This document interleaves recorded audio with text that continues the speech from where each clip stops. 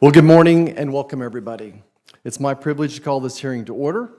I'd like to thank our witnesses for taking time out of their busy schedules to come share their expertise and perspectives on the Fix Our Forests Act, H.R. 471, which the House passed for the second time by an overwhelming vote of 279 to 141 in January 2025, just a month or so ago. We know wildfires are indifferent to federal, state, tribal, and private property jurisdictions, and we've all seen the destruction catastrophic wildfire can cause on our rural and urban communities. Just this week, we're witnessing fires threatening lives and property in the Carolinas, and unfortunately, recent history is replete with incidents illustrating the devastating impacts fires have on our communities, from the 2018 Camp Fire in Paradise, California, to the 2023 Lahaina fires in Maui, Hawaii, to the 2025 Southern California fires as well.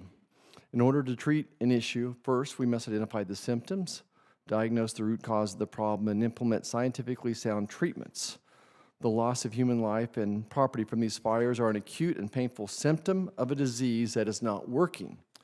The cause of these fires is rooted in misguided policies that go all the way back to the Forest Service 1930s so-called 10 a.m. policy, which requires all fires to be extinguished by 10 a.m. the day after they're discovered. These causes have been compounded by the federal government's inability or unwillingness to treat the right acres at the right time, at the right scale, over numerous administrations. Treating this problem comes in the form of an all-of-the-above approach to modernizing the federal technological toolbox for assessing and identifying wildfire risk, facilitating early response and suppression, and updating the public-private partnership model for federal, state, tribal, county, and private landowners to address fire risk rather than jurisdictional or political subdivision boundaries.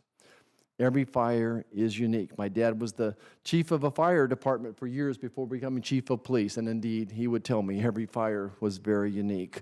But the most catastrophic fires all have similarities.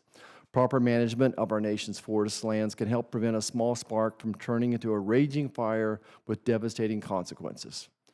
My own state of Kansas is not immune to wildfire. In 2021, strong winds and dry air combined to create ideal conditions for wildfires in the grasslands of Kansas and central Kansas in the Ford County's fire.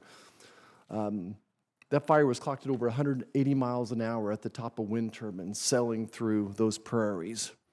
Not all management methods for the grasslands of Kansas mirror what the science tells us should be conducted on forested acres, but the important role of proper management on our landscapes ring true for both. The Fix Our Forests Act, which we'll call FOFA for the rest of the hearing, is a rare bipartisan opportunity for Congress to provide the United States Forest Service, the Department of the Interior states, tribes, counties, and private partners with a modernized and streamlined toolbox to fight fire. Regardless of one another's views on the appropriate use of federal lands and resources, we all need to help mitigate the frequency and intensity of catastrophic wildfires while ensuring the scientifically sound and sustainable stewardship of our federal lands. The Fix Our Forest Act provides agencies with critical needed and appropriately calibrated increases in the acreage limitations for categorical exclusions to forest managers, increases which agency analysis have been shown will help provide the flexibility to better address forest management. To be clear, categorical exclusions are not a free pass for an agency to go in and clear out forest and clear-cut forest, as some are led to believe. There are one way for federal agencies to comply with the NEPA based upon extensive uses of prior environmental assessments that show no significant effect and are still subject to the scoping before moving forward. FOFA instructs the federal government to identify at the fireshed scale the top 20% of fire sheds that are at risk for fire exposure over the next 5 years in order to better focus limited resources. FOFA permanently fixes in statute the disastrous Ninth Circuit's Cottonwood decision, which the Obama administration petitioned the Supreme Court to overturn. It's led to delays in management projects through unnecessary and duplicative scoping in an attempt to avoid frivolous litigation. FOFA also adopts litigation reforms used by past Republican and Democratic administrations in statute to limit litigation delays to essential projects.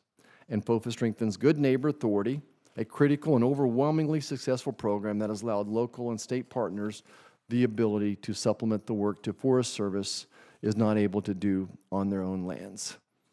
I'm honored to recognize Ranking Member Senator Michael Bennett for his comments. Thank